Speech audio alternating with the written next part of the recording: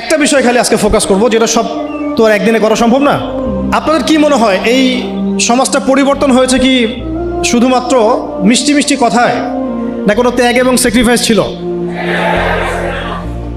শুধু কি সৎ কাজে আদেশ করেই হয়েছে, না অসৎ কাজে নিষেধ করতে হয়েছে?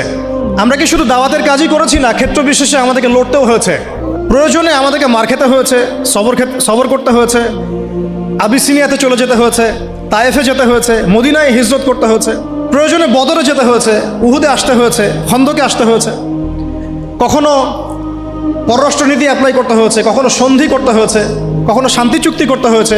এক একটা ক্ষেত্রে এক এক রকম ইনিশিয়েটিভ আমাদেরকে নিতে হয়েছে। তবে একটা বিষয় আমরা এক জায়গায় ছিলাম, সেটা হচ্ছে এক আল্লাহ, একজন নবী, একটা জামা, একটা ইমারা, একটা কিতাব, একটা সুন্নাহ। এই জিনিসগুলোতে যখন ভাটা পড়েছে তখন আমাদের শক্তি কমে গেছে। কথা কি বুঝতে পারছেন?